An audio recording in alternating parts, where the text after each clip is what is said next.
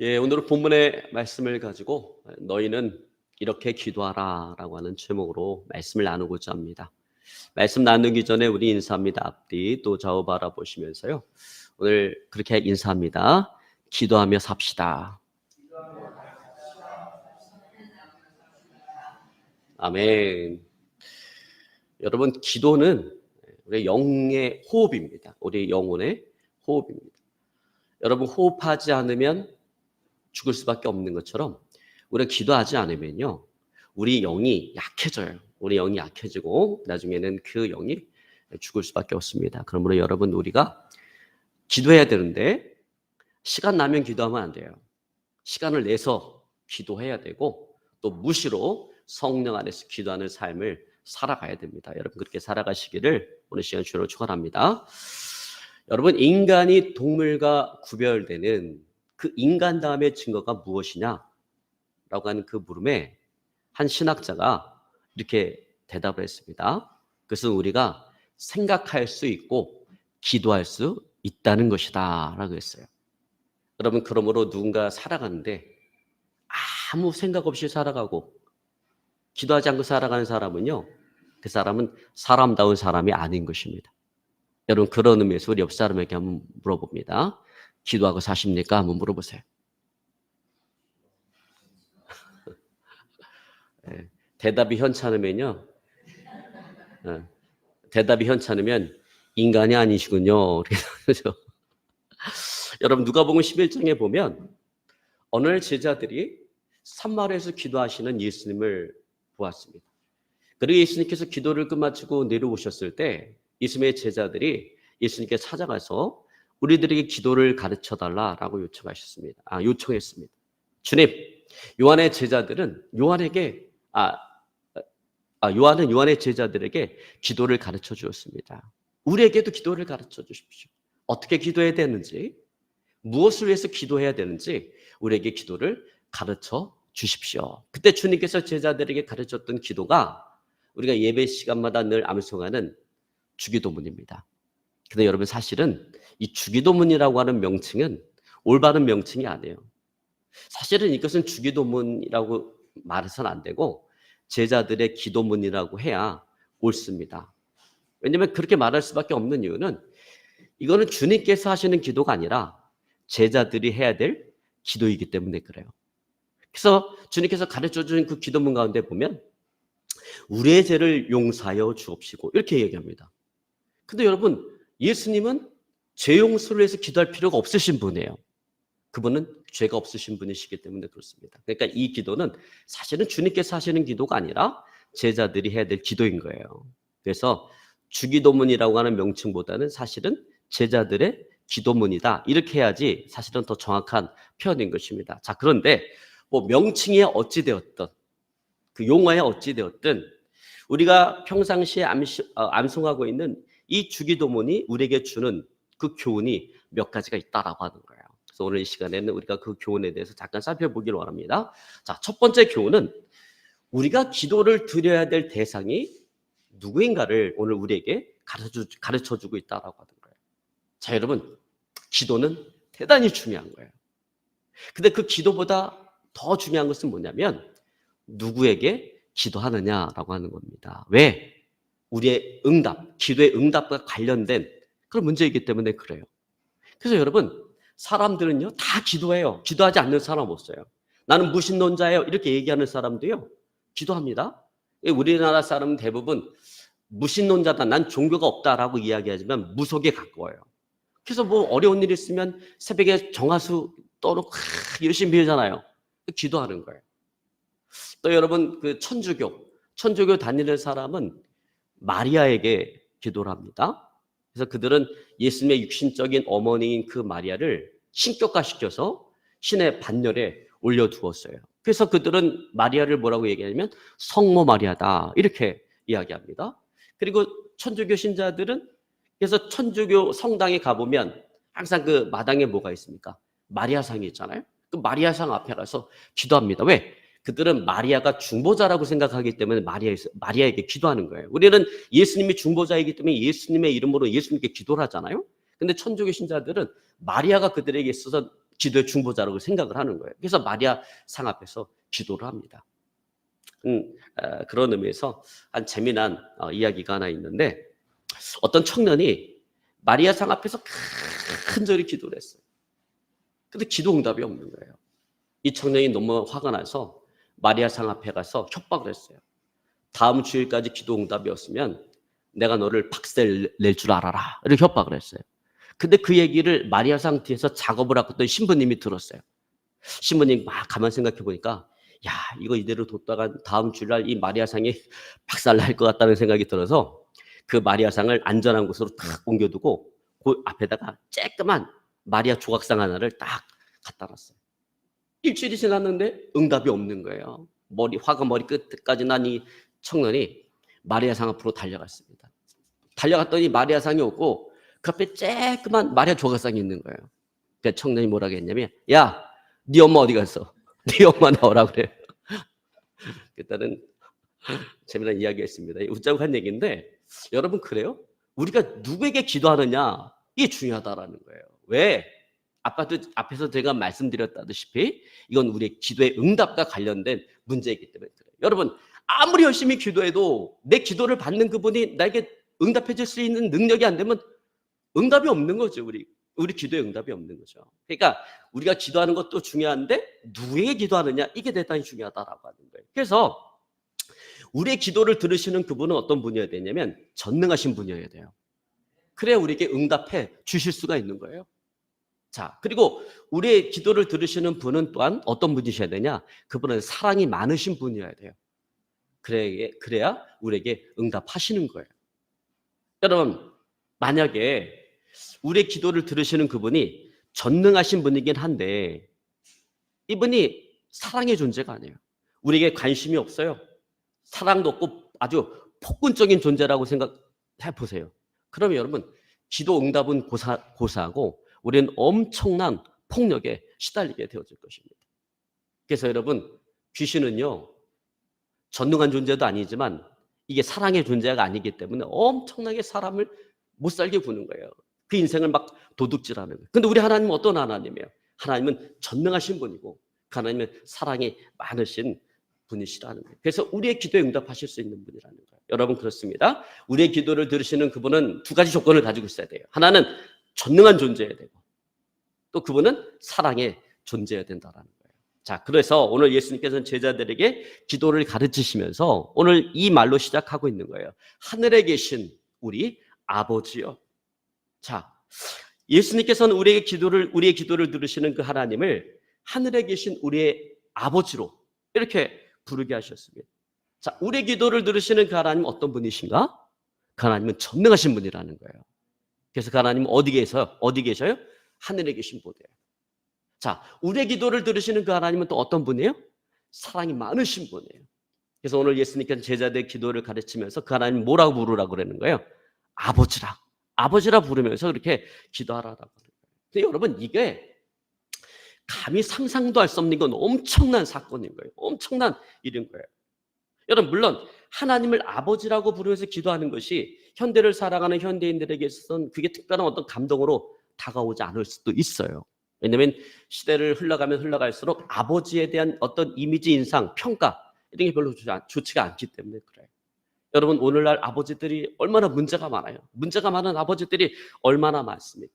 그러니까 하나님을 아버지라 부르는 것이 어쩌면 현대인들에게 있어서는 감동으로 다가오지 않을 수 있고요. 특별히 자랄 때 아버지로부터 엄청난 학대를 받고 자란 사람은 기도할 때 하나님을 아버지라고 부르는 것이 내키지 않고 또 그것이 상당히 부담스럽게 다가올 수가 있습니다. 자, 그러나 오늘 예수님 당시에 하나님을 아버지라 부르며 기도한다라고 하는 것, 이건 감히 상상도 할 수 없는 엄청나게 큰 일이다라고 하는 것입니다. 자, 여러분, 우리는 하나님 부를 때 뭐라고 부르냐면 야훼 하나님 또는 여호와 하나님이다 이렇게 불러요. 야훼 여호와는 같은 말이에요. 근데 야훼 여호와 이게 하나님의 이름이에요. 시내산에서 모세가 얘기하잖아요. 하나님, 나를 저 애굽에 그들이 가라고 하는데 그들이 너를 보내 신의 이름이 뭐냐라고 물으면 내가 대답해야 되지 않습니까? 하나님, 당신의 이름을 나에게 가르쳐 주십시오. 그랬을 때 하나님이 모세에게 가르쳐 준 이름이 뭐냐면 나는 스스로 있는 자다. 이렇게 되죠. 예후에 아슈샬 예후에 히브리어로 그렇게 말씀해 주셨어요. 거기서 나온 하나님의 이름이 여호와예요. 여호와, 야훼. 이게 이름입니다. 그러니까 이 야훼라고 하는 이름은요, 엄청나게 거룩한 이름이에요. 그래서 이스라엘 백성들은 하나님을 부를 때 야훼라고 하는 그 이름을 부를 수가 없었어요. 성경을 읽다가도 야훼라는 이름이 나왔을 때 그걸 야훼라고 부를 수 없었기 때문에 히브리어 보면 아도나이라는 말이 있어요. 이게 주인이라는 뜻인데 아도나이라는 그 단어로 대체해서 불렀던 것입니다. 또 그들이 이제 서기관들이 성경을 필사할 때 야훼라고 하는 이름이 나오면 필사하던 걸 잠깐 멈춰요. 그리고 손을 씻습니다. 손을 깨끗하게 씻고 다시금 야훼라고 하는 이름을 필사를 해요. 근데 야훼라고 하는 이름을 쓸 때 자음만 써요. 자음만 써. 모음교는 붙이지 않아요. 여러분, 자음만 쓰면 발음 못하죠. 모음교가 있어야 돼요. 여러분, 사랑해라는 말 생각해 보세요. 자음, 시옷, 니을, 히읗 이게 써놓으면 이게 사랑해인지 아닌지 뭐 어떻게 알아요? 그거 모음교가 없는데. 그 모음교를 붙여놔야 이게 사랑해구나 이렇게 읽는 거예요. 근데 야훼라고 하는 이름을 쓸 때는 자음만 써놓지 그 밑에 모음교를 달아놓지 않았어요. 왜 그랬을까요?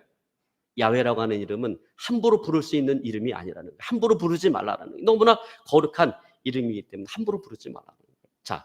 자, 그런데 그러한 그들에게 거룩해서 감히 가까이 하지도 못할 그 하나님을 오늘 예수님 뭐라고 얘기하는 거예요? 그 하나님을 아버지라 부르면서 그렇게 기도하라라고 하는 거예요. 그러니까 여러분 이게 엄청난 사건인 거예요. 감히 상상도 할 수 없는 엄청난 일이다라는 거, 엄청난 사건이다라는 거예요. 너무나 거룩하기 때문에 죄 많은 인간들에게 도저히 가까이 오실 수 없는 그 하나님을 인간의 어떤 그런 삶 속에 들어와서 우리를 인도해 주시는 또 우리를 붙들어 주시는 그 아버지로 오늘 부르라고 오늘 예수님께서 말씀하시는 것입니다.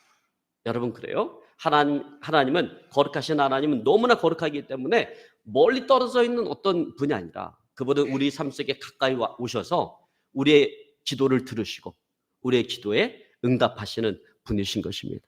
여러분 믿으시기를 저는 축원합니다. 여러분 더군다나 예수님 당시에 유대인들이 사용했던 생활 언어가 있어요. 유대인들이 사용했던 생활 언어는 아람어예요. 근데 여러분 우리가 신약 성경은 헬라어로 기록되어져 있어요. 그래서 오늘 우리가 읽었던 본문의 말씀, 이 주기도문도 사실은 신약 성경에는 원어 성경에 보면 헬라어로 기록이 되어져 있어요. 근데 예수님께서 제자들에게 이 기도문을 가르쳐 줄 때는 주님께서 헬라어로 얘기한 것이 아니라 아람어로 이렇게 가르쳐 준 거예요. 근데 그 아람어에는요 어떤 말이 없냐면 아버지라는 말이 없어. 아람어에는 아버지라는 이 존칭어가 없고 아빠라고 하는 애칭만 있습니다. 근데 그 발음도 우리나라 말과 아주 비슷해요. 아바. 아람어로 아바가 우리나라 말 아빠예요. 그러니까 오늘 예수님께서 제자들에게 하늘에 계신 우리 아버지요 이렇게 얘기하라고 했지만 실제적으로는 뭐라고 얘기한 거예요?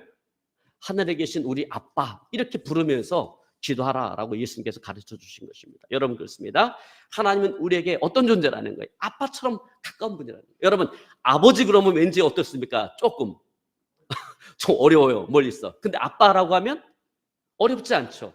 근데 하나님 우리에게 아빠처럼 가까운 분이라는 거예요. 아빠처럼 우리를 사랑하시는 분이라는 거예요. 사랑이 많으신 분이라는 것입니다. 여러분 그러므로 우리는 기도할 때마다 우리는 이 사실을 믿고 이 사실을 인정해야 되는 것입니다.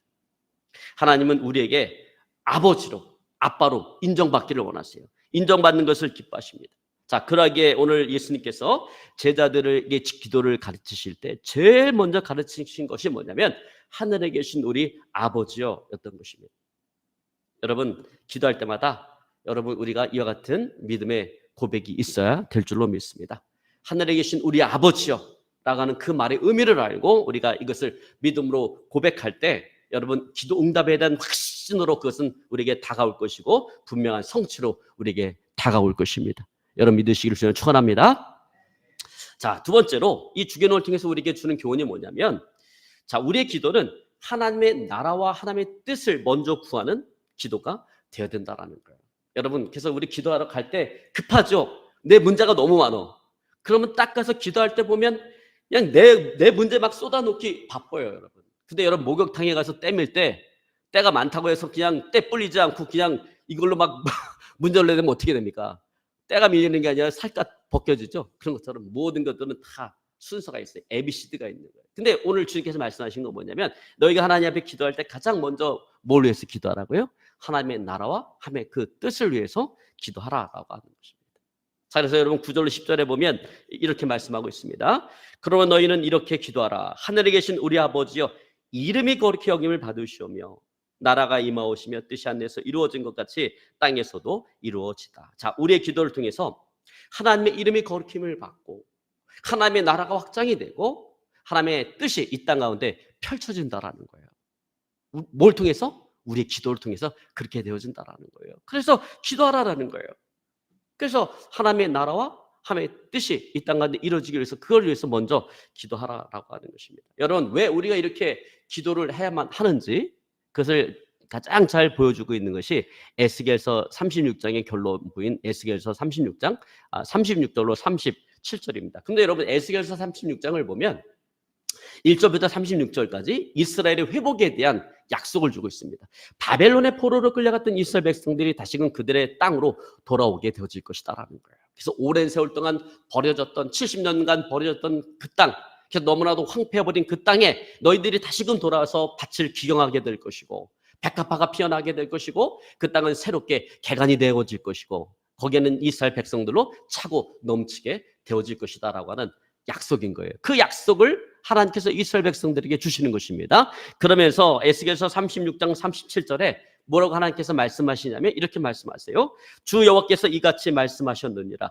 그래도 이스라엘 족속이 이같이 자기들에게 이루어 주시기를 내게 구하여야 할지니라. 자, 하나님께서 이스라엘 회복을 약속해 주었어도 이스라엘 백성들이 어떻게 해야 된다라는 거예요.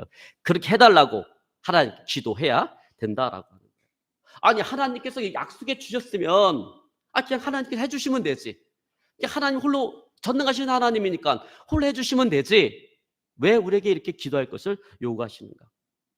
자, 그런데 여러분, 오늘 이스라엘의 회복을 약속하신 하나님은 뭐라고 얘기하시는 겁니까?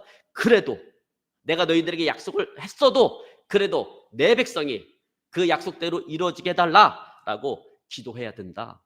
오늘 그렇게 말씀하시는 것입니다. 여러분, 오늘 이 말씀의 의미는 뭡니까? 내가 약속을 했어도 내가 너희들에게 한 그 약속을 뭘 통해서 하나님께서 이루시겠다라는 거예요. 너희의 기도를 통해서 내가 너희에게 한 그 약속을 내가 이루어 가시겠다라고 하는 것입니다.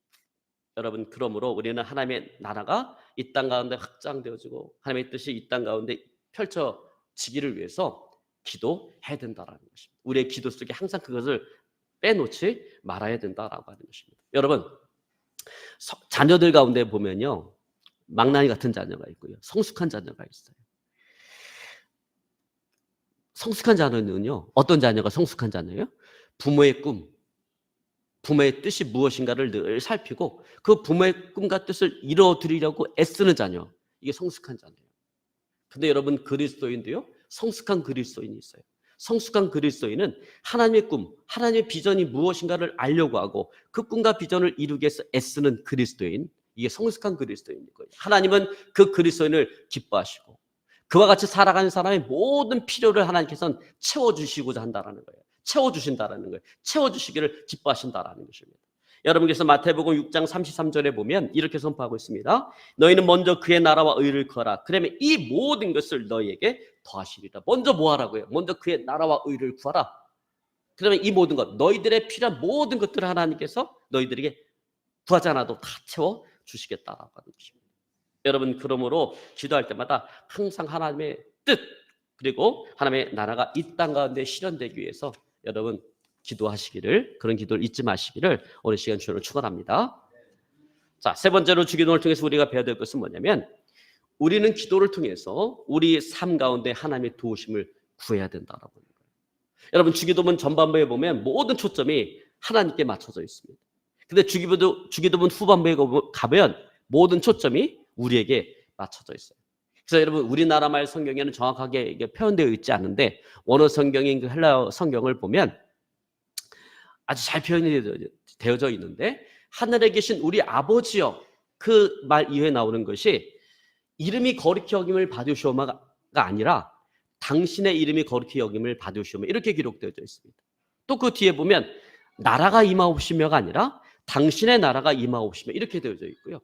뜻이 이루어지이다, 이렇게 되어 있는 것이 아니라 당신의 뜻이 이루어지이다, 이렇게 되어져 있습니다. 그러니까 모든 초점이 하나님께 맞춰져 있어요. 근데 주기도문 후반부에 가보면 하나님께 맞췄던 초점이 하나님으로부터 우리에게 돌아오는 것을 우리는 보게 되어집니다. 자, 여러분 오늘 본문의 말씀 11절, 12절, 13절을 보면 오늘 이렇게 기록하고 있습니다. 우리가 같이 읽습니다.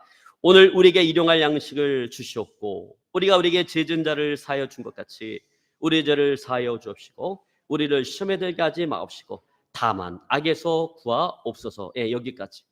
자, 여러분 여기에 보면 우리 자신을 위해서 우리가 기도해야 될 것을 세 가지로 이야기합니다. 세 가지 점을 놓고 우리가 기도해야 된다라는 거예요. 첫 번째는 뭐냐면 일용할 양식으로 대변되어지는 일상의 필요입니다.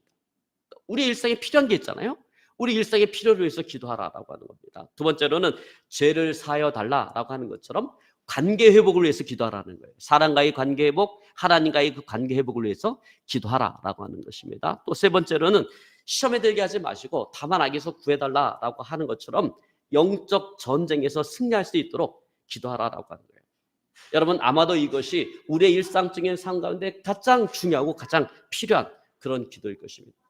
여러분 그러므로 우리는 일용할 양식, 일상의 필요를 위해서 기도해야 되고 관계 회복을 위해서 기도해야 되고 영적 전쟁의 승리를 위해서 기도해야 된다는 거예요. 여러분 물론 우리가 하나님의 일을 감당할 때 하나님께서 우리의 모든 필요를 채워주신다라고 하는 걸 우리는 알고 있고 그런 믿음이 있어요. 너희는 먼저 그의 나라와 의를 구하라. 그러면 이 모든 것을 너에게 더하시리라고 하는 믿음이 우리에게 있습니다. 우리는 그 약속을 믿습니다. 여러분처럼 하나님은 우리가 하나님의 일을 감당할 때 우리의 필요한 모든 것들을 채워주시는 하나님이에요. 자, 그러나 그럼에도 불구하고 우리는 우리의 일상의 그 필요를 위해서 기도할 필요가 있다. 우리의 일상의 필요를 위해서 하나님께 기도해야 된다는 것입니다. 왜 그런가?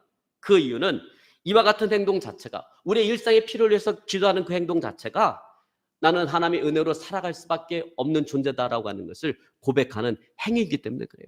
나는 하나님의 은혜가 없이는 한순간도 살아갈 수 없는 존재다라고 하는 것을 고백하는 행위이기 때문에 우리의 일상적인 필요를 위해서 기도해야 된다는 거예요. 여러분 그러므로 내 자신의 필요를 위해서 공동체의 필요를 위해서 기도하는 것은 이기적인 기도가 아니에요. 그 이기적인 기도가 아니라 정말 나는 하나님의 은혜가 없이는 한순간도 살아갈 수가 없습니다라고 하는 것을 고백하는 아주 겸손한 기도라고 하는 것입니다. 여러분 그러므로 우리는 항상 겸손하게 우리 일상의 필요를 위해서 기도해야 된다는 거예요. 여러분 일상의 필요를 위해서 기도할 때도 당당하게 여러분 기도하시기를 주님을 축원합니다. 자, 또한 우리는 하나님과의 관계 회복을 위해서 기도해야 된다는 거예요. 왜냐하면 모든 좋은 것들이 하늘에 계신 그 하나님으로부터 우리에게 오기 때문에 그래요. 여러분 근데 하나님과의 관계가 망가져 버리면 하나님부터 좋은 것들이 우리에게 올 수가 없는 것입니다. 근데 그 하나님과의 관계를 망가뜨리는 것이 있는데 그게 뭐냐면 죄악이라는 거예요. 죄. 그래서 여러분 우리가 하나님의 죄를 범할 때 하나님과의 관계가 단절되어지고 모든 문이 닫혀지는 거예요. 기도로 해도 기도가 상달이 되지 않고 응답의 문이 닫히고 하늘의 문이 닫히고 물질의 문이 닫히고 환경의 문이 닫혀버리는 것입니다. 여러분 그러므로 우리는 항상 하나님과의 관계 회복을 위해서 늘 기도해야 된다는 것입니다. 자, 이와 같은 하나님과의 관계 회복을 위해서 먼저 선행되어져야 될 것이 있는데 이게 참 중요해요. 하나님과의 관계 회복을 위해서 먼저 선행되어져야 될 것이 있는데 그것은 뭐냐면 이웃에 대한 용서인 것입니다. 여러분께서 오늘 본문의 말씀 12절에 보면 이렇게 말씀하고 있습니다. 우리가 우리의 죄 지은 자를 사하여 준 것 같이 우리의 죄를 사하여 주옵시고. 그렇습니다. 여러분 우리가 우리에게 죄 지은 자를 용서하지 못하면 하나님과의 관계가 회복이 되어질 수 없다는 거예요. 여러분 이 시간에 혹시 용서하지 못하는 사람이 있나요? 여러분 혹시 있다면 내 심과 내 마음과 내 의지로 도저히 그 사람을 용서할 수가 없다면 여러분 그때 성령 하나님의 도우심을 구하시기 바랍니다. 성령 하나님의 도우심을 구해서 용서하고 하나님과의 관계를 회복할 수 있기를 오늘 시간 주를 축원합니다. 여러분 저도 살아가다 보면요 용서 안 되는 사람 많이 있을 수 있어요. 근데 이거 용서가 안 하면 제가 괴로워 죽었어. 지도가 안 돼. 그 용서하지 않고 막 그 사람에 대한 이 분노의 마음이 가득 차 있으면 지도가 안 돼. 지도가 안 되니까 내가 죽을 것 같아. 그래서 하나님 제가 도저히 용서가 안 되는데 그때 저 성령 하나님 도우심을 구하는 하나님 성령 하나님 제 마음과 생각을 좀 만져주시고 제가 용서할 수 있도록 제 마음을 어루만져 주시고 용서할 수 있도록 나를 인도해 달라고 성령 하나님 도우심을 간절히 구하면요 용서가 돼요. 어느 날 그 사람에 대한 분노 이런 것들이 사라지고 그 사람에 대한 모든 것들이 지워져 머릿속에 지워져. 그래서 쫓아가서 뭐 사랑합니다 이렇게 말은 못해도 그 사람에 대한 그 미움 자체는 사라지게 돼. 용서가 되더라고요. 그래서 여러분 용서가 안 될 땐 성령 하나님의 도우심을 구해서 우리가 용서해야 된다. 용서해야 하나님과의 관계가 회복되어집니다.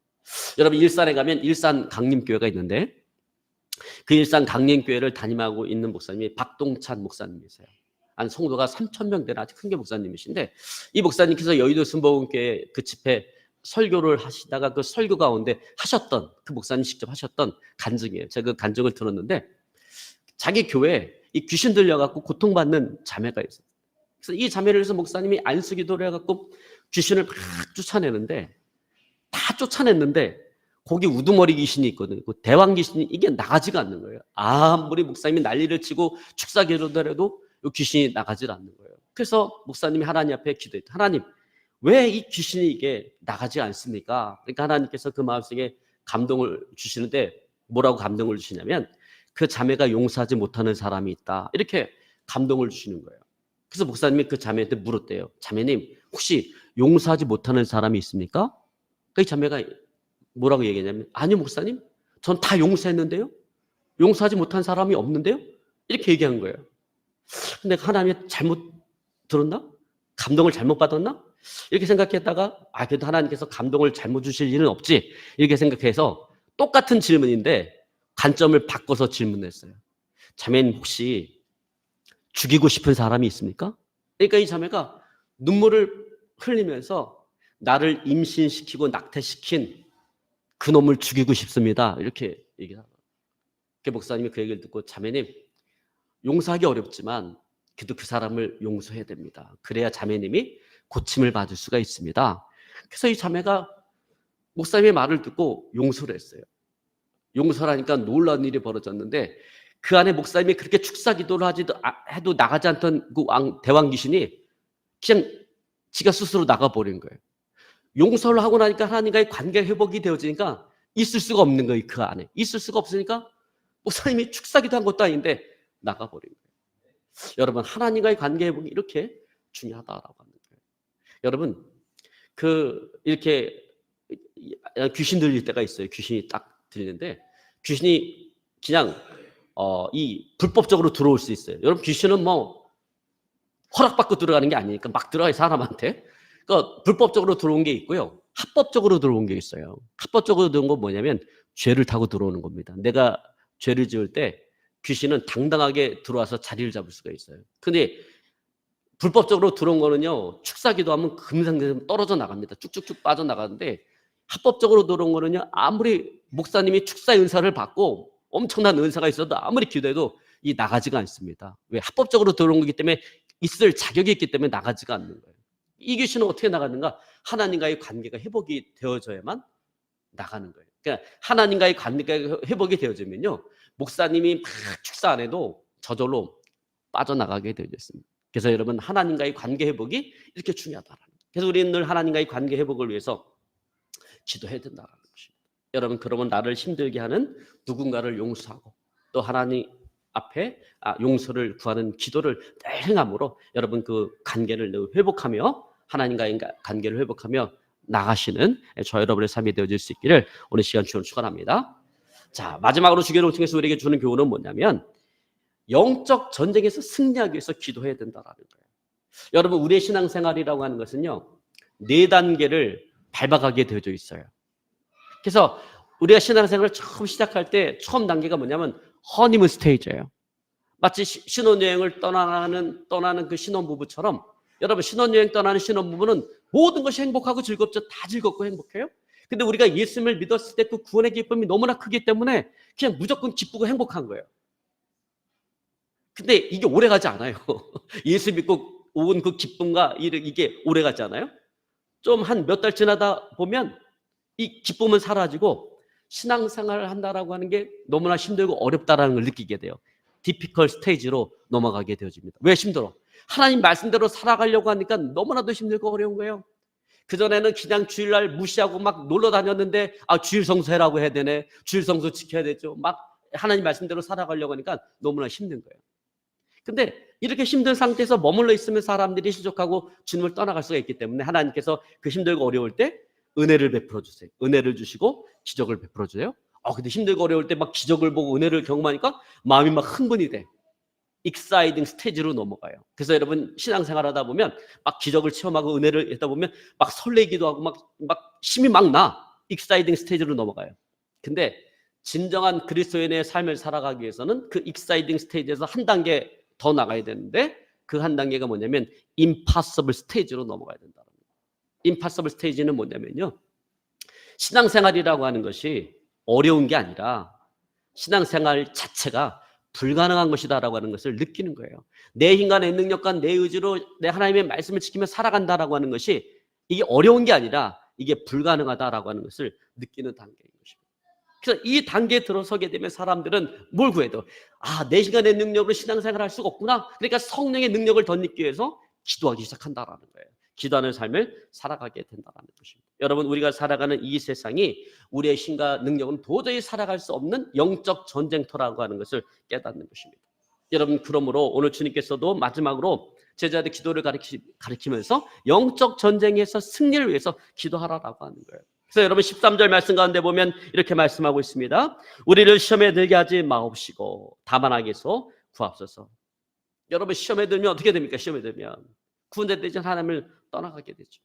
그래서 여러분 전도하다 보면 그런 분들 되게 많아요. 옛날에 신앙생활 되게 열심히 했었는데 시험 들어갖고 교회를 10년, 20년 쉬고 있는 사람들 엄청나게 많습니다. 왜 시험에 든 거예요? 왜? 여러분 이 세상에 신앙생활하면서 시험 들고 싶은 사람 아무도 없어요. 근데 시험 들고 싶지 않은데 시험에 드는 거예요. 사람과의 관계를 통해서 환경 이런 상황을 통해서 시험에 들게 되는 거예요.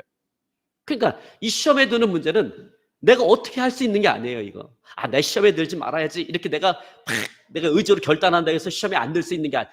이미 마음이 시험에 들었는데 내가 시험에 들지 말아야 되지 이게 시험에 안 듭니까? 어쩔 수 없다라는 거예요. 그래서 성령 하나님의 도우심이 필요하다라고 하는 것입니다. 그래서 우리가 시험에 들지 않고 악을 떠나는 일은 내 힘과 내 능력으로 할 수 없는 것이기 때문에 항상 이걸 위해서 기도해야 된다라는 거예요. 영적 전쟁을 위해서 기도해야 된다라는 것입니다. 여러분 우리가 살아가는 이 세상은요 보이지 않는 영적 전쟁터예요. 여러분 오늘 이 자리에 예배에 앉아 있지만요 예배 드리는 이 순간에도 엄청난 우리 영적 전쟁을 치릅니다. 예배에 집중하지 못하도록 은혜 받지 못하도록 여러분 우리가 예배 드릴 때 얼마나 잡생각을 많이 넣어줘요. 그 누가 넣어주는 거예요? 마귀가 잡생각을 많이 넣어줘요. 여기 교회 올 때 혹시 내 가스밸브 잠궜나? 문도록 제대로 이거 했나? 아니 지금까지 생각 안 나던 게 갑자기 예배 드릴 때 막 그런 것들이 생각이 나면서 말씀에 집중 못하고 항상 그거 생각하다 예배 끝나고 또 그냥 예배 시간에 이 핸드폰 좀 놔야 되는데 이 핸드폰 유혹을 놓지를 못해갖고 자꾸 핸드폰 붙들고 있으면 예배 집중하지 못하죠. 여러분 예배 때는요 정말 내 온 마음과 정성을 다 사는게 집중해야 돼요. 집중해서 예배 드릴 때 하나님의 그 하늘로부터 우리가 하나님의 능력을 덧입게 되는 거예요. 근데 예배 시간에 딴 생각하고 딴 이거 하고 예배 드리잖아요. 물론 예배 안 드리는 것보다 낫죠. 예배 안 드리는 것보다 낫는데 예배 성공해야 돼요. 여러분 그렇게 하면 안 되고 예배 집중해야 하늘로부터 오는 힘을 덧입게 되고 이런 모든 시험을 우리가 이기게 되어지는 것입니다. 그래서 여러분 주일날 꼭 예배 빠지지 마시고요. 수요 예배 금요일처럼 못 나와도 괜찮아요. 근데 주일 예배는 절대 빠지지 마시고 이왕 주일 예배 드릴 거 아주 집중해서 내 생명을 다하고 목숨을 다해 집중해서 예배 드리시기 바랍니다. 찬양 부를 때는요 목청이 터져라 이게 찬양하고 말씀 들을 때는 진짜 막 눈알이 뽑힐 것처럼 집중해서 말씀을 두고 귀를 열어두고 그래서 은혜를 받으시기 바랍니다. 여러분 그러면 보이지 않지만요 하늘로부터 하늘에 이 능력이 임하는 거예요. 우리 삶 가운데 능력이 임해서 내 안에 있던 그 나를 막 힘들게 하는 이런 귀신도 떠나고 문제도 해결되고 다 이런 것들이 해결되는 거예요. 그래서 예배의 승리자는 인생의 승리자가 되어지는 것입니다. 그래서 여러분 항상 우리가 이 영적 전쟁의 승리를 위해서 기도해야 된다. 여러분 영적 전쟁의 승리를 위해서 기도하시길 주를 축원합니다. 이제 말씀을 정리하기 원합니다. 이 시간 주님은 우리에게 제자들 기도를 가르치시면서 우리를 기도의 자리로 초청하고 있습니다. 우리를 기도의 자리에 초청하시는 그 예수님 앞에 진실된 기도자로 서실 주를 축원합니다. 여러분 인생을 살아가면서 힘들고 어려운 모든 환경과 역경은 하나님께서 나로 하여금 기도하라고 기도의 훈련장으로 나를 몰아넣는 거예요. 여러분 인생의 모든 힘든 순간들은 기도의 훈련장인 것입니다. 여러분 그러므로 위대한 그런 기도의 훈련 속에서 열심히 기도함으로 하나님께서 주시는 그 능력을 받아서 능력 있는 삶 그리고 승리하는 삶을 살아가시는 저와 여러분의 삶이 되어줄 수 있기를 오늘 시간 주를 축원합니다. 오늘 말씀 붙잡고 간절히 기도하기 원합니다. 주님,